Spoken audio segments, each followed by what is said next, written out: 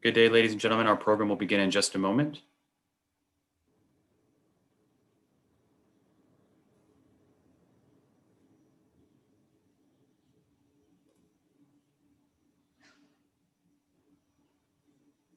Good day, ladies and gentlemen. Our program will begin in just a moment.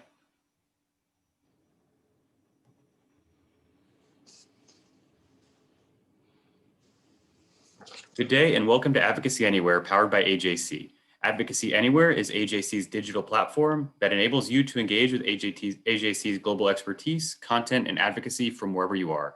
Today's program is brought to you in partnership with Jewish Insider. You can sign up for Jewish Insider's daily kickoff by visiting www.jewishinsider.com. Earlier this month, Facebook announced their decision to remove all Holocaust denial and distortion posts from the social media platform and prevent any such posts in the future under the company's hate speech policy.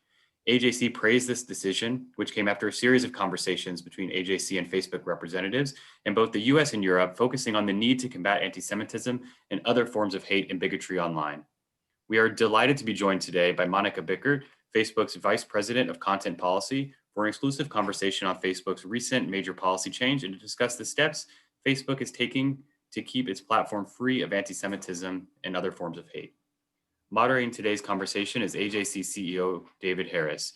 Described by the late Israeli President Shimon Peres as the foreign minister of the Jewish people, David Harris has led AJC since 1990. After we hear from Monika and David, we will take your questions. You may email your question to questions@ajc.org, that's questions plural, or use the Q&A chat feature in Zoom. With that, David, I now turn the floor over to you and Monika. Thank you so much, Daniel, and hello to our worldwide audience.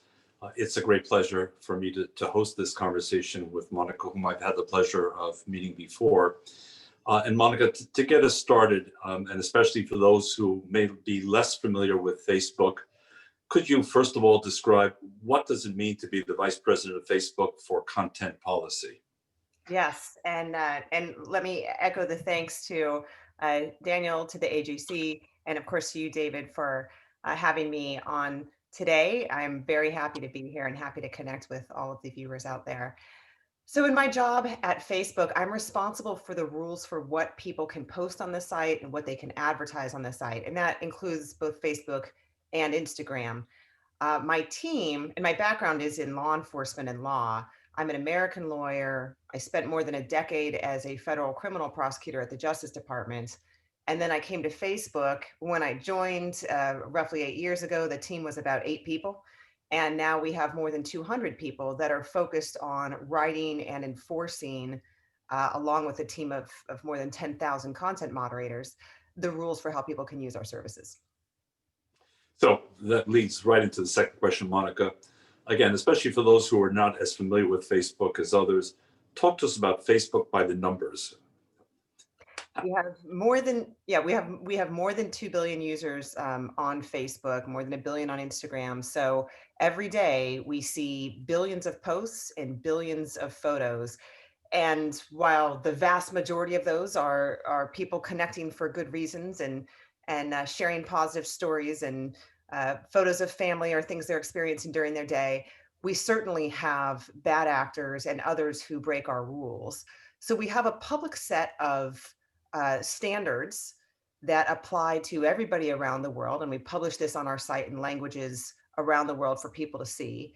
And for us, the job then becomes, how do we craft those lines? And we work with a lot of external groups, including AJC, as you know, to do that. And then also, how do we enforce those lines?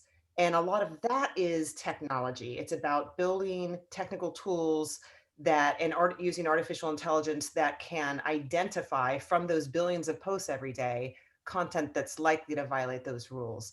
One stat that surprises people sometimes is that almost 90% of the people using our services are outside the United States and Canada.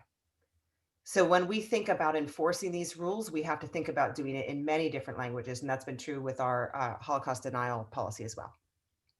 So I hope we can get to issues of standards and enforcement in just a few moments, because I know that's of sort of immediate interest to our audience. But you referred to the October 12th decision with regard to Holocaust denial and distortion. Could you share with the audience something about that decision and what led up to it? Absolutely.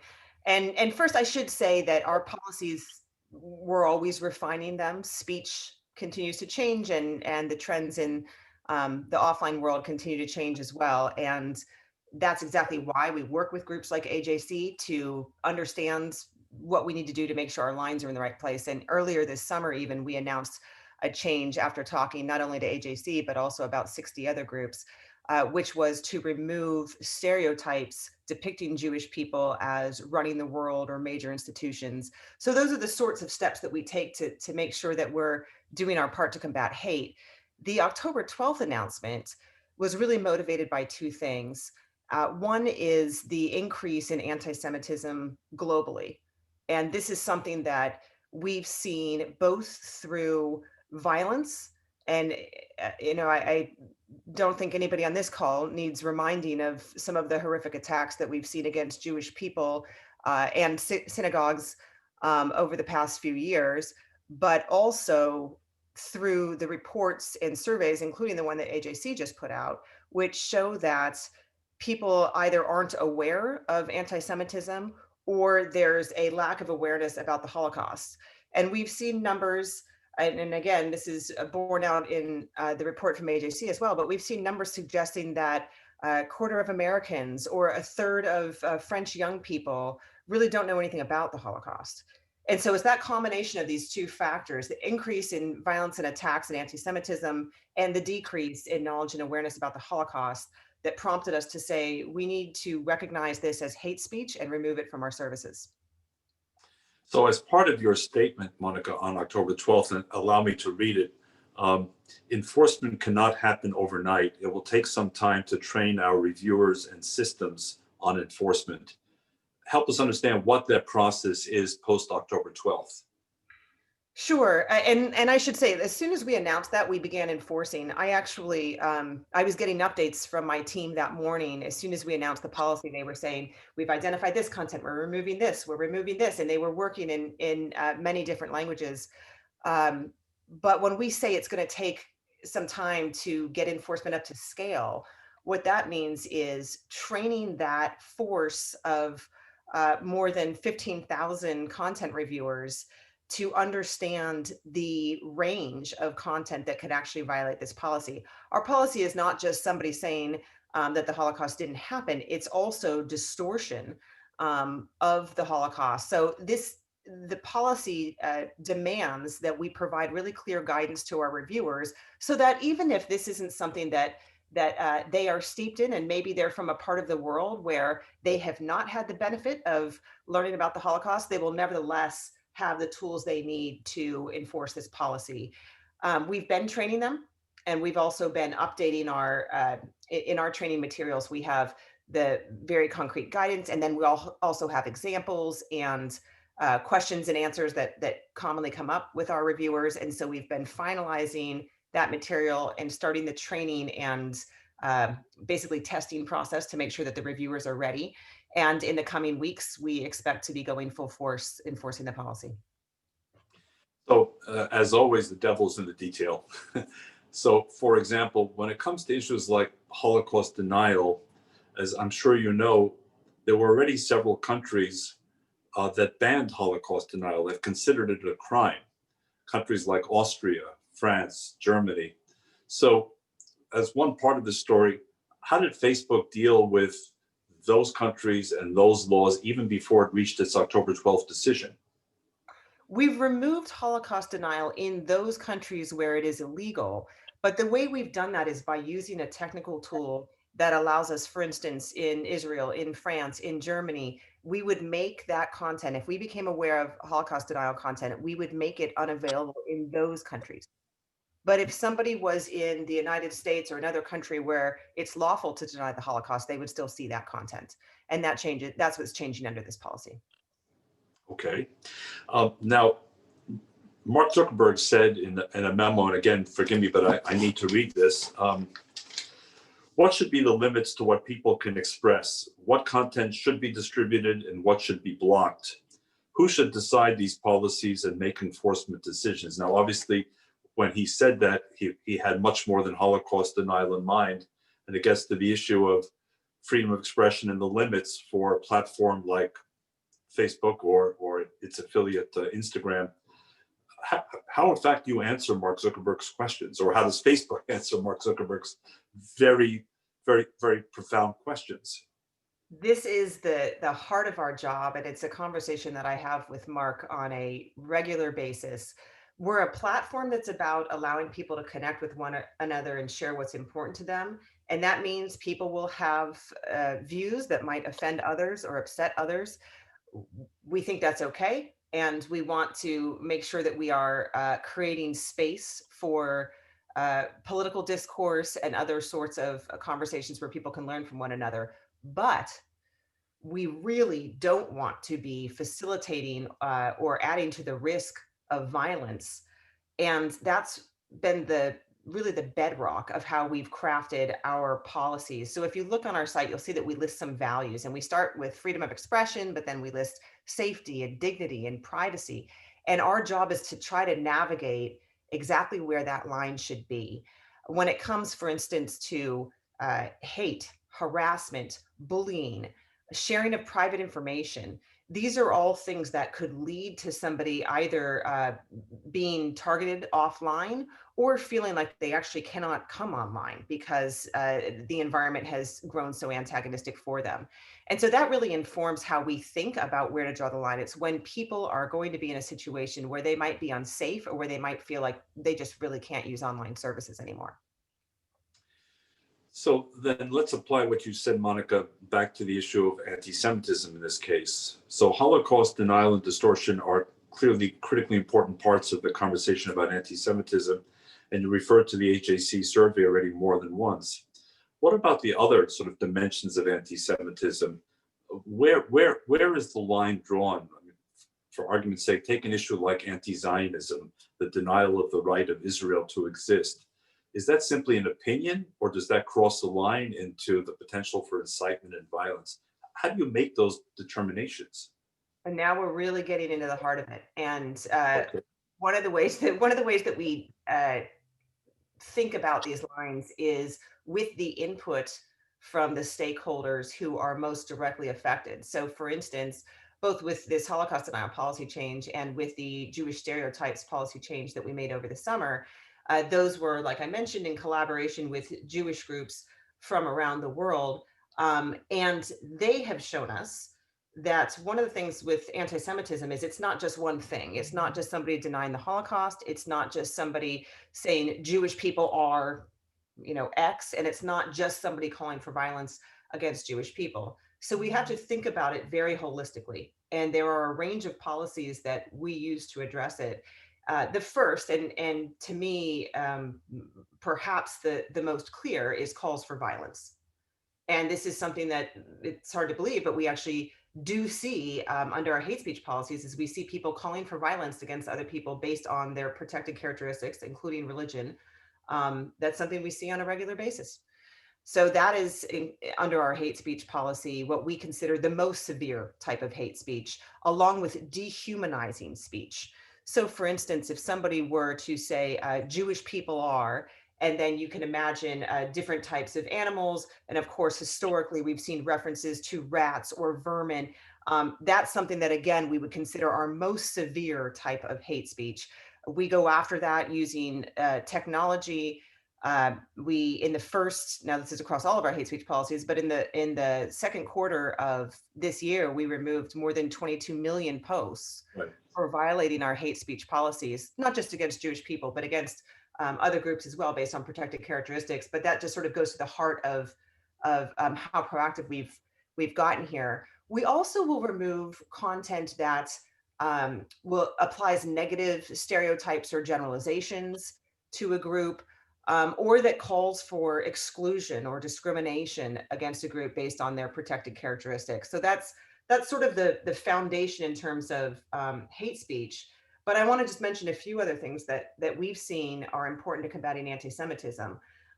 One thing is going after groups that are organized hate groups or terror groups who have as a part of their mission violence or hate against Jewish people. So, for instance, we have designated, that's our internal process for identifying when a group is a hate group. We've designated more than 250 white supremacist groups. What that means is they're not allowed to be on Facebook, and people can't praise or support them. So if you were to go on Facebook and say, I love this group, or I hope this group succeeds, or share their iconography, that's something that we should be catching and removing. That violates our policies. I want to stress to the audience, and this was in your October 12th statement, Monika, 22.5 million pieces of hate were removed just in, as I understand it, Monika, just in the second quarter of 2020. Right. Which gives a sense of the scale of what's going on here. And as you said, more than 250 white supremacist sites alone were removed, I believe, just in that period. Or is that right? That's right. And also millions of posts that have been from hate organizations and terror organizations. And again, not all of that is anti-Semitic, but it's certainly one of the themes that we see. So I can't see the audience, but I can sense the audience. And my guess is one of the questions that some will be asking right now is, so how does that apply, for example, to groups like Hamas or Hezbollah, or countries like Iran, which call for the elimination of the state of Israel, or perhaps even more controversially, because it's domestic, an organization like the Nation of Islam, led by Louis Farrakhan, which has many followers on the one hand, and yet on the other hand is this kind of fount of anti-Semitism. How does Facebook deal with those kinds of issues, if I may ask? Yes. Let me get directly to the examples that you've raised. Hamas, Hezbollah, those are designated organizations, terror organizations under our policies. So we don't allow them to use our service. Even if they wanted to, this is, by the way, tricky given Hezbollah's political status in Lebanon. But if somebody wanted to have, for instance, a page that is a Hamas page, but they're talking about really good things, lovely weather and sharing photos of children or something like that, we would still remove it. They're not allowed to be on the site. And we would also remove praise or support by anybody of those organizations. And then separately, we have individuals who are designated hate figures, and that includes somebody like Louis Farrakhan, because of anti-Semitic comments. And so if somebody were to set up an account representing or supporting Louis Farrakhan, we would also remove it. Now, one thing that's important about this is that the landscape's always changing. So when I joined Facebook, my first thought was, and again, I was coming from a prosecutor background, I thought, well, let's just use the government list of who the terror organizations are. But there's two problems with that. One is every country sort of has a different list. So while we honor the US list as just a matter of being a US company and our legal obligations, we also have our own designation process where we will look to see if there's a group that isn't covered by the United States government list that ought to be covered. And we have many such examples. But the second limitation on using government lists is that it's simply not fast enough. There are a number of instances where terror organizations will have splinter groups, and this is true with hate orgs as well. They'll have splinter groups, they'll rebrand themselves. We're confronting an issue in the United States right now where we have militia groups that are often very local. They're springing up quite quickly. They're encouraging people to show up with guns in public locations. And we're trying to remove those groups. But one of the things that we see is that they will have a different name, and they'll organize in a different community tomorrow. And so with hate, with terrorism, with militia groups, a fundamental part of what we do is interact with civil society organizations, academics, and governments where appropriate to make sure that we're staying on top of the changing landscape. So when one stops to think about the sort of the magnitude of what Facebook is dealing with, I mean, several billion followers, Lord knows how many posts per day in how many languages in how many countries. Does Facebook today have both the technical capability and the human capability to keep up with this, or is there the next big quantum step that has to be taken on each front, Monika, in order to monitor this according to these guidelines? Well, there's certainly always more we can do. Our enforcement is not perfect. I think it probably will never be perfect given how dynamic the speech landscape is and how dynamic social media is. It's just the nature of that type of online communication. That said, we're making a lot of progress, and a lot of that is due to technology. There are real limits to what our people who are reviewing content. There are real limits to what they can do.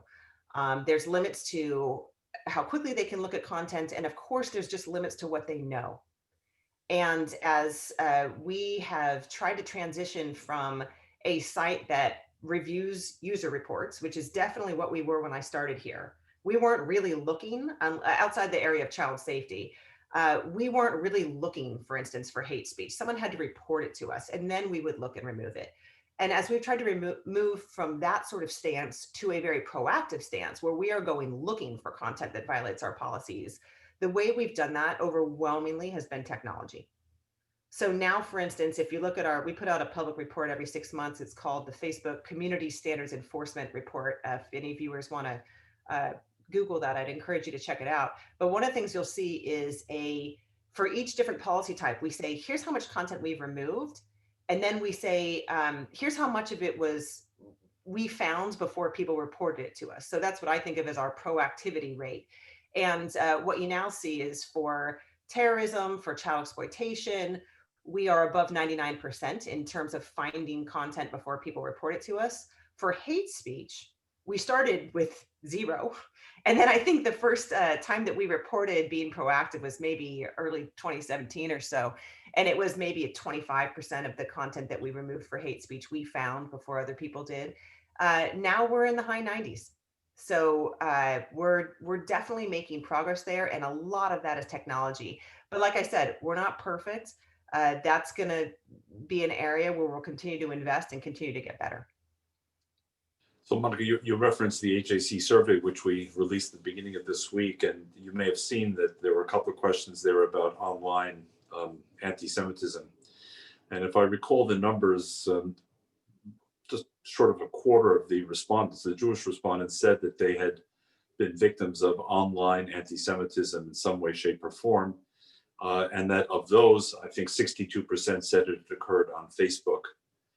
Again, according to the data, most of the people who said they reported it did not feel that they got an adequate response or resolution of it.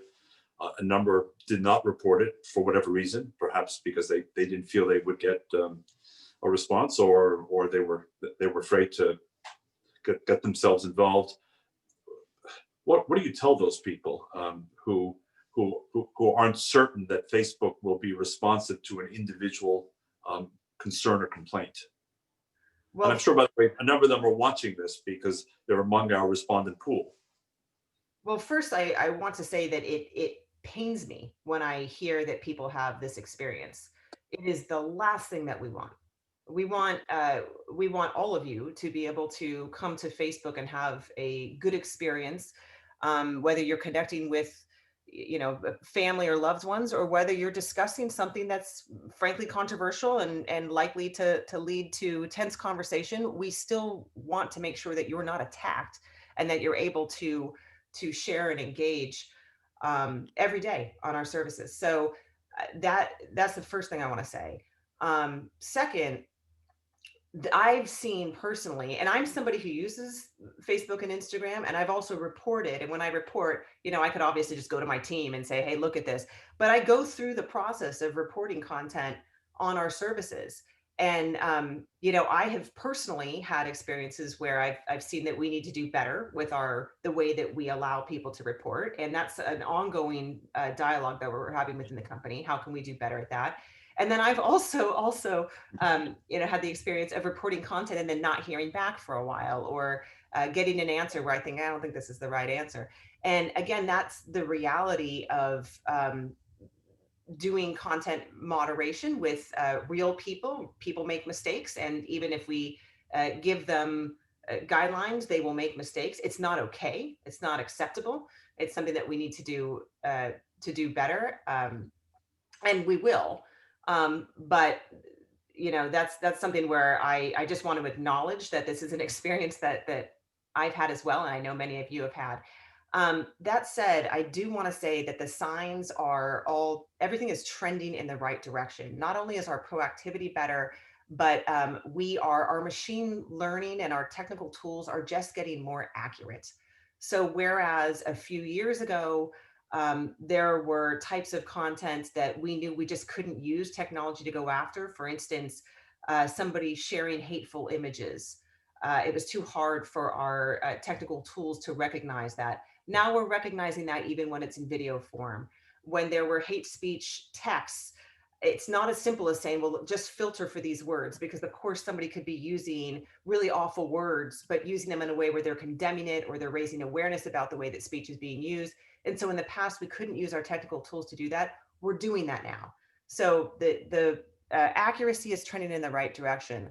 And the second thing is we've increased our collaboration with groups like AJC and others who have direct relationships with stakeholders. So when we sit down with Jewish organizations, which we do on a regular basis, it's a two-way dialogue. It's us saying, here's how we're thinking about this issue, help us to know if we're in the right place and to get better. And it's those organizations saying, here's what we're hearing from stakeholders. You keep missing this. You need to get better at that. And that is feedback that my team takes directly back to the engineers and content moderation teams. And that is over time, slowly how we get better. And then finally, I just want to say that we recently launched our oversight board. And some of you may have heard about this over the past year or so. This is an external board of experts that Facebook is funding. We fund them through a trust so that their decisions and operations are independent from us. And people who are using Facebook, if they have content that is removed from the site, they can appeal to the board and have the board take another look at that. That's something that we hope will grow over time, so that can be another way of dealing with accuracy or inaccuracy in our enforcement mechanisms. That's great. Thank you, Monika. So let me ask you just maybe it's a hypothetical question, or maybe I would assume it's a real question. I mean, if, for example, I, David Harris, wanted to post on my Facebook page an example of Holocaust denial, say an ugly cartoon that appeared in a Syrian newspaper or something, and then condemn that cartoon as an illustration of everything that's wrong with attitudes towards Jews, how would Facebook's artificial intelligence or how would they read that, and would I come down as a suspected Holocaust denial propagator, or could the distinction be made between me trying to expose Holocaust denial and the actual Holocaust deniers? In this case, I'm picking Syria as an example.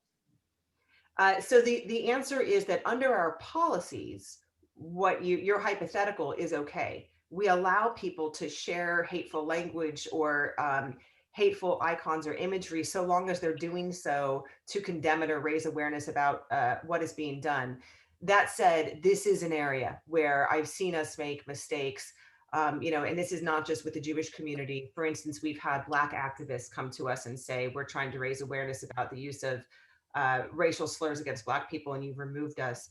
I actually had one humbling instance where I got a call from one of the academics we work with against terrorism, and he said, you removed an anti-ISIS page. And we removed it because they were sharing ISIS imagery and then saying, here's all the reasons this is bad and this group should be avoided. And our reviewers looked at it and said, oh my gosh, ISIS imagery, and they took it down. So we do make mistakes in this area, but it is under our policies totally okay. And if we were, say, to remove your account, you would have the opportunity to appeal that. We would have somebody take a second look at that and be able to reinstate it. Okay. Daniel, I'm going to ask us 2 or 3 more questions. I could ask 200 more questions, time permitting. And Monika is a great person to have on this program. And then if you'll just tee up the audience questions afterwards. So Monika, first of all, let's take a different example, because I mean, AJC is involved with a lot of community partners. So can we take an issue like the Armenian genocide? I mean, we've spoken about the Holocaust. And here you have something which is profoundly important to the Armenian community in the United States and around the world, and yet is fiercely contested to this day by the government of Turkey. So if someone wants to post on Facebook, the Armenian genocide is a complete hoax, And please read this information from the Turkish government that explains why, or some variation thereof. How does Facebook deal with it? Right now, any content that denies the Armenian genocide would fall under our regular approach to misinformation, which is that we partner with more than 70, I think it might actually be 80 now, external fact checking organizations. And they can rate content false. If they do so, then we will label it as false and we reduce the distribution of it. But I want to be realistic here and say that that program, the fact checkers, really are able only to cover a very small amount of information. It's just, you know, it's how they're set up. It's sort of the reality of having a program like this. And so they tend to only fact check content that is really viral or something that is really hot in the news. And we recognize the limits of this program. We started it back in 2016 because we thought, gosh, we need some way of um, our historic line had always been, it's not possible or appropriate for us to police the truth. If Right. people get their facts right, who are we to correct them or even know how to make that call in a lot of situations? But starting in 2016, we launched a misinformation program with independent fact checkers because we thought, well, this is one way that we can bring some independent, credible sources in and at least tell people this is false and here's why. And that's approach that has been very successful for us in certain areas, but it certainly has its limitations. I do want to point to another approach we have to misinformation, which is actually removing misinformation when it creates a risk of physical harm to people or a risk of voter suppression. And those might sound like two sort of disparate areas for us to focus on, but again, they come back to our value of safety. So if we have credible information that something is, and this is really from a health organization or from a safety organization, if we have knowledge that a piece of information is false and that it could lead to a real physical safety threat to somebody, we will remove it. And that's the policy that we've used since early 2018 to remove content, say in Myanmar, in Bangladesh, in Sri Lanka, that could contribute to the risk of communal violence. Or with COVID, we've removed hundreds of thousands of posts that have shared misinformation that's contradicted by health authorities that if somebody believed it could lead that person to engage in unsafe behavior and maybe get or spread the virus. So we do remove that type of misinformation. We also remove information that could suppress the vote. And that would include everything from misrepresenting the day or the method or who can vote or whether a vote will be counted. And this is because it's so easy for us to work with elections officials to identify what are the details on voting and make sure that we get the right information there. Short of those three things, so working with the fact checkers and working with to remove safety related misinformation or voter suppression misinformation. A lot of what we have to do is make sure that we are directing people or allowing people to have accurate information. So there's sort of the remove and the reduce efforts, and then there's what we can do to promote accurate information. And that's how we deal with a lot of the other areas where it's a little harder for us to step in. Of course, there are many lies that people spread in the world, and many of them are to stoke hatred. And it's not, at this point, it's just not something that we think we can reasonably play the role of arbing all of that. But what we can do is try to make sure that we are doing our part to get the accurate information out there. So just a few quick initiatives that I'll point to. One is if people are searching for hateful information, we try to redirect them to accurate information. And this includes, for instance, if people are searching for white supremacist organizations in the United States or in Australia or in Germany, we direct them to information from Life After Hate, which is a nonprofit that works against white supremacy. We'll be doing this with Holocaust denial as well. If people are searching for the Holocaust information on the Holocaust or information about Holocaust denial, we will be directing them offsite to accurate information about the Holocaust. So that's one thing we can do.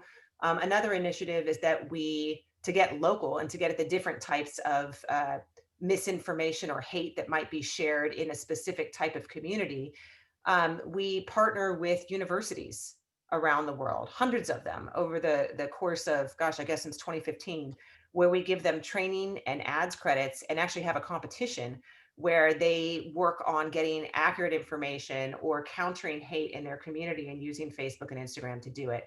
So those are just two sort of smaller, things I wanted to point to, but very important in terms of what I think is the overall way that we combat hate as a society. Oh, extremely important. And I hope another area where AJC and Facebook can continue to cooperate Yes. as we And I move. want to say AJC has been such a great partner on not just these recent policy developments, but thinking about the entire approach to anti-Semitism and how we get accurate information out there. And that's something that we really count on and are grateful for. Thank you. And if I can just boast for a moment, in your October 12th statement, you made specific reference only to a very few organizations, including two global partners, AJC being one of those two global Jewish partners. So we were very proud of the result of this. Again, I have lots of questions, but I know, Daniel, we've got lots of other questions. So just let's say one final question, Monika, for now. Countries, whether in the case of Turkey vis-a-vis the Armenian genocide or other countries, have it within their power, presumably, to shut you down. Now, if I understand correctly, Iran and China today have they have shut you down for some time. Is that correct or is that incorrect? That's correct with China. With Iran, there's a complicated situation there because of legal sanctions about what we can even allow on the platform. And we've been, our traffic's been reduced there. Services have been shut down there for periods of time, but I'm not sure what the current state is in terms of what people can access. So in other words, if I'm a sort of an average citizen in Iran, in Shiraz, in Tehran, and I want to access Facebook today, will I be able to? Will it be redacted? What will I find? It depends on where you are in the world. And with Iran, I'm not sure what the most up-to-date information is, but we have seen throttling of our services there in the past. Governments can shut down our service in its entirety, or they can really slow traffic to it. What they can't do, and this has been difficult, well, it's been good and it's been bad, but what they can't do, because we use HTTPS, they can't say, well, this one post on Facebook, we're going to make invisible for people in our country. That's just technically not possible for them. Where that gets tricky is in a place like Turkey, where they have a law that says that if they get a certain court order, this one agency is responsible for shutting down access of the Turkish public to that content. And so let's say they get a court order for one post that the Turkish government is saying they need to shut down. Their only remedy is to shut down the entire Facebook site. And so what ends up happening in those situations is that governments will reach out to us, they'll give us the court order, and they'll say, this is illegal in our country and we need you to remove it. And what we then do is look to see, does it already violate our standards? A lot of that would. Well, let's say it's a video that's glorifying ISIS. That violates our standards. Fine, we'll just remove it. If it is something that does not violate our standards, then we look to see, is this proper legal process? Is this consistent with human rights law and international norms for us to restrict this kind of speech? And then we'll also look at risks like, would this mean, and in fact, we had the situation happen in Turkey some years ago, we were asked to block speech.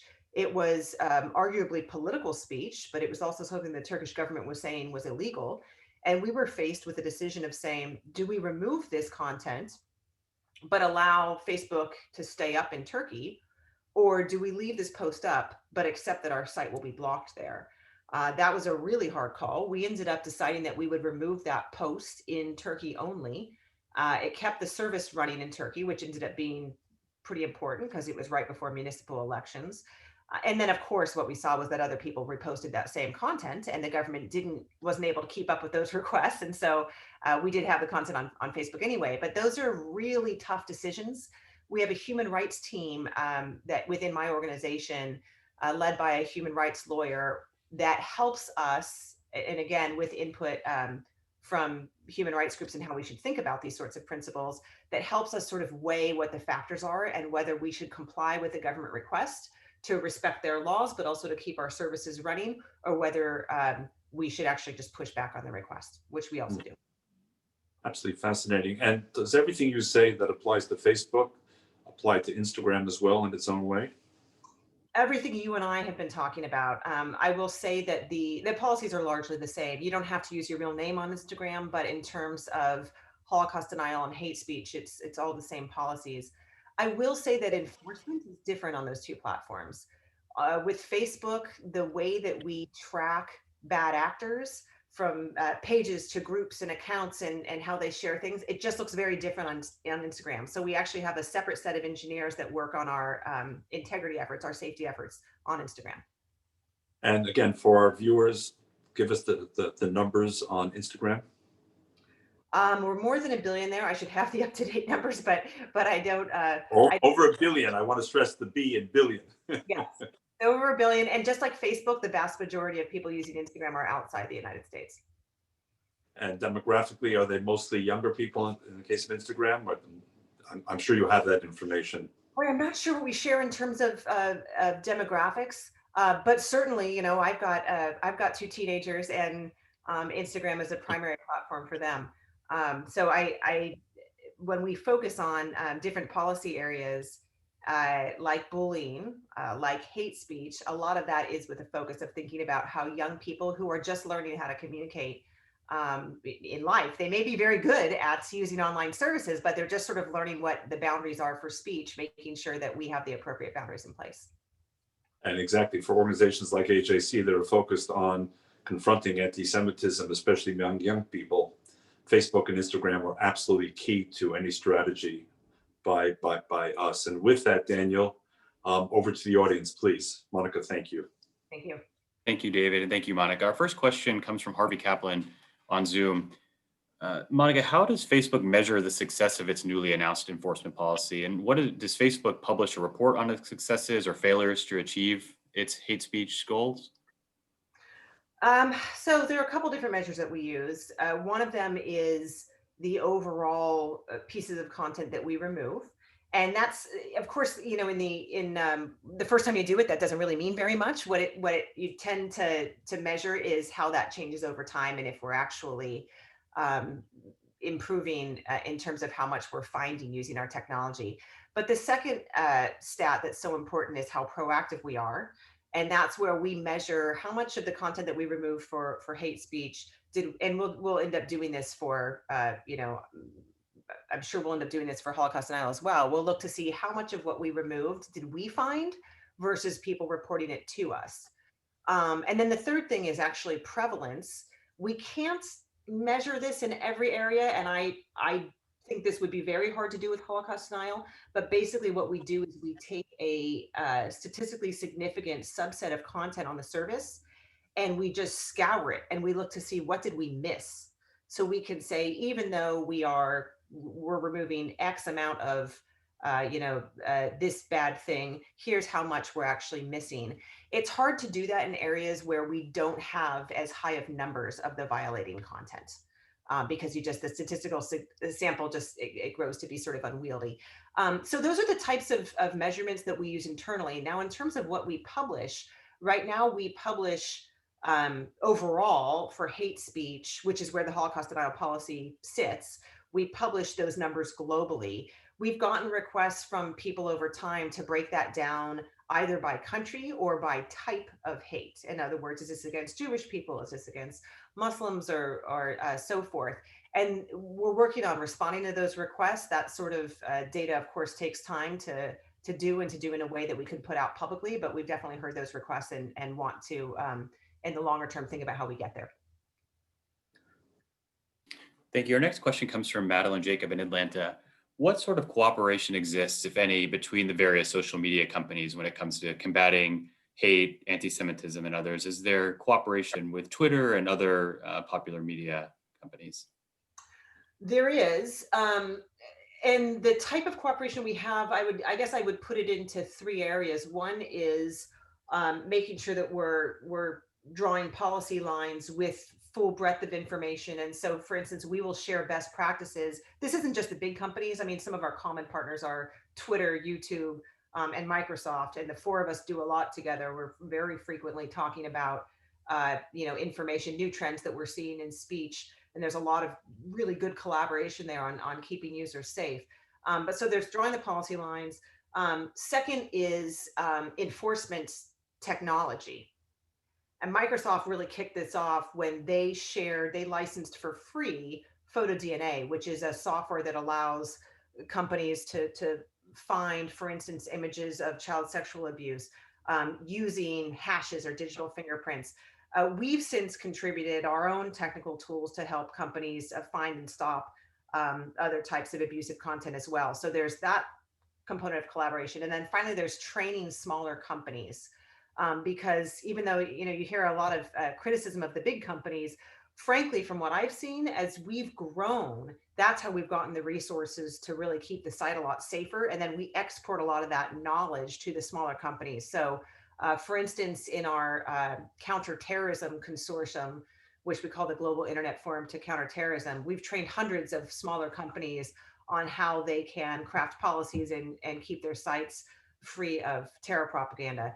So in the area specifically of hate, we collaborate in all of those areas. I'll give you a couple of examples. We definitely talk about trends, and sometimes you'll see that the policy line at one of those companies will move, and then you'll see it move at the other companies as well. And often that's because we're really collaborating and sharing what we're seeing. Second, in terms of enforcement, when we saw, and I'm thinking back, but I think this may have been the Poway attack, but when we see something like a violent attack against the Jewish community or against any community, if there's some sort of violent terror attack, we have real-time communication where we will share with one another, here's what we're seeing, so that we can track it and shut it down on our own services. And then finally, in terms of training, a lot of what we're doing now when we train those smaller companies, it started in terms of terrorism training, but now it's really focused on understanding how violence comes from hateful ideologies and what some of those ideologies look like. Thank you. Our next question comes from Johnny Blank in Atlanta. The flip side of the what content is permitted question is what content gets amplified. And many analysts have argued that white supremacist, misogynistic, and politically polarizing content has surged in the digital era because of the way algorithms are calibrated to serve us the content we are most likely to view and to share. Is this so? And what is Facebook doing specifically to address that? Gosh, this is something that there's no shortage of people studying this and writing on this. And it's something that we're always learning about and seeing how we can do more to get the good parts of amplification and the way the algorithms work without the bad parts. And of course, that's tricky because, introducing people to content that they might like is a fundamental part of what people get from the internet, whether you're on Amazon or whether you're on YouTube or Facebook. There's something that's inherently valuable about a service being able to say, here's something else you might want to buy, or this video is similar to the topic that you were just exploring. And so, of course, that's something that all of these services want to be able to offer people. But as your question points out, you also can have a situation where somebody is engaging in hateful speech. Let's say our systems didn't catch it. We want to make sure that we're not then saying, well, here's a hateful group you might want to join or a hateful page you might want to follow. And so for us, combating that is, first, we have to understand what the research is and understand how this actually is working. Second, we need to make sure that we are doing our part to remove the violating content in the first place. If you get rid of the hateful groups and the hateful pages, then you have to worry a lot less about them coming up in recommendations because they're just not there. But then third, there's what we do with our specific policies around the content that we recommend. So on Facebook, this is pages that you might like or groups you might want to join. On Instagram, it's what we feature in Instagram Explore. And we actually have tighter guidelines for all of those areas than we do for what content is allowed on Facebook. So, and we've tightened those guidelines quite a bit this past year as well. So for instance, if you have a group or a page on Facebook that has engaged in, has posted content that violates our policies or has shared misinformation that's been debunked by our fact checkers, when we see those patterns, we take those groups and pages out of recommendations. We stop their ability to advertise or monetize, which is part of how they get the traffic to the site. And then we monitor them to see if they ultimately cross that line, when we can remove them from the site. Thank you. Ed Israelo in New Jersey is asking, you had talked about content moderators, fact checkers. What is involved in the training of those specific people? So the fact checkers are certified by the International Fact Checking Network, and that's something that's administered by Pointer, and it's quite outside of Facebook. Once a fact checking organization has obtained that certification, then they're eligible to be a fact checker for us. And what that means is they can fact check content on Facebook. They don't need to wait for us to, or Instagram, they don't need to wait for us to send it to them. They can just say, I'm going to fact check this story. And if they do, we apply the label, we read it, we reduce the distribution. And then there are also, we also send them content either where there are signals of falsity. For instance, let's say that we're seeing a piece of content. When I say we are seeing this, I mean this is really technical systems. But let's say there's a piece of content that's being shared and then retracted after people are writing comments saying this is a hoax. Something like that, our tools can recognize, and we can send it over to those fact checkers proactively. So that's how the fact checkers work and the tools that they have. And then we have our own content moderators. They are applying our community standards to determine when content violates our policies and will remove it. So that includes the Holocaust denial policy, our broader hate speech policy, the violence incitement policies, bullying and harassment, and so forth. Those content moderators, they sit around the world. By the way, this has been a real challenge with COVID. And if there are follow-up questions, I'm happy to get into that. But historically, they sit around the world. They're reviewing content 24 hours a day in dozens of languages. That's why we sort of have them staggered in different offices. And they are trained using the materials that my team creates. The vast majority of this guidance, by the way, is published on our site, and you can see how really granular it has to be. Like, for instance, when we say hate speech is an attack against a person based on a protected characteristic, we then list, here's the characteristics, here are the different types of attacks, here are examples of them. It's all out there because that's the sort of granular guidance that we have to give our reviewers. Now, every week, those reviewers are assessed for their accuracy. And we do that. Part of that is just looking to see when we do double review of content or even triple review of certain types of content, are we getting the same answers? And if we're not, why? And then part of it is just auditing how accurate we are in specific areas and how accurate certain reviewers are. So that's an ongoing process, certainly not perfect, but an area where we are improving. Thank you. Janice Ellen in Atlanta and several others are actually asking about potentially criminal behavior on Facebook and if Facebook is actually sharing that information with appropriate authorities. We do. Now, there are criminal behavior, of course, the definition varies by country, and in some places it's a crime even to insult the sitting government. And so we don't necessarily say just because a government tells us something illegal, we're going to send it to the authorities. To do so would have obvious human rights implications in some areas. What we do, however, is if we see that there is an imminent threat of harm, then we will send it to authorities. So examples might be child exploitation. If somebody is sharing child exploitation imagery, we refer that to authorities. If somebody's planning a terror attack or they're recruiting somebody to join a terror group, that sort of thing, we would be partnering with authorities, and our terms of service and laws permit us to do that. And then, of course, we also, I'd be remiss if I didn't mention this, we also have points of contact that engage regularly with law enforcement authorities so that if they see something, they can send us a search warrant or an appropriate court order or legal document, and then we will respond to that.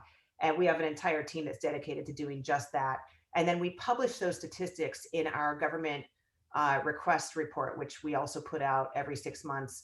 Our community enforcement report is now quarterly. The government request report we put out, it basically shows these are the requests that we got, say, from US law enforcement services, and this is the percentage of time that we complied with those requests. Reasons that we might not comply would be if something is procedurally invalid. So let's say we get a legal process, it's not signed by the right authority, or the authority doesn't have jurisdiction, or we might push back if we're talking about a country that's given us a request that we think it would conflict with human rights laws or international norms to comply. Thank you. We have one final question that I'd like to ask from Dale Stallings in Milwaukee before I turn it back over to you, David. What is the most effective way that organizations or individuals themselves can advocate to Facebook to get a hearing for changes in policies? And if I can add, AJC as a global Jewish advocacy organization with offices around the world, how can AJC continue to serve as a resource for Facebook? I value our relationship with AJC tremendously. I think it's a wonderful example of how we can learn from a dialogue with with the stakeholders who experience this sort of speech every day in the offline and online world. And so I would say we hope that that relationship will just continue as it has been. I think it's working extremely well. In terms of how individuals can uh, make their voices heard, there's a couple ways. And one is we survey people on Facebook basically to ask about their experience. That's not something everybody has access to because it's something that we try to make sure that we're getting a broad survey base, but that's one way we get feedback. Another way is frankly through groups like AJC.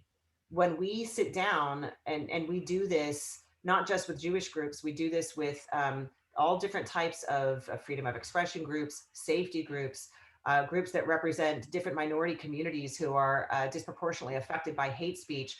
When we sit down with those groups, a lot of what they are doing is flagging what they are hearing from their constituents and members. And that goes directly into our policy process.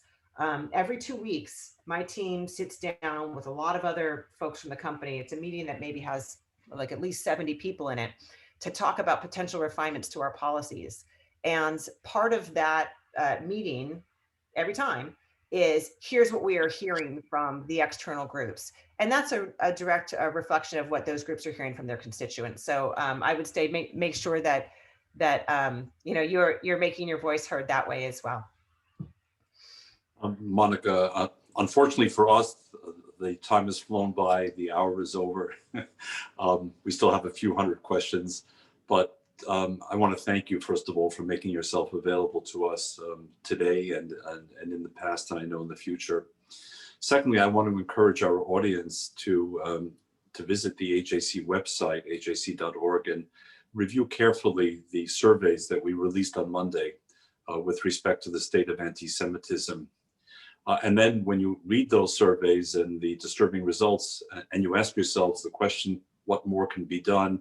Please think back to this conversation, the reach and the impact of Facebook, of Instagram, of the other social media platforms, both here in this country and around the world. They're talking in the billions of followers, the billions. And this kind of conversation and this kind of cooperation between AJC and Facebook, I hope, is one of the answers to the surging problem of anti-Semitism. Daniel, back to you. Thank you, David, and thank you again, Monika. I'd also like to thank our global audience for joining us today. And if you enjoyed this program, please consider making a donation to AJC at ajc.org. Thank you again, everyone, and have a great rest of your day. Thank you all. Bye-bye. Thank you, Monika.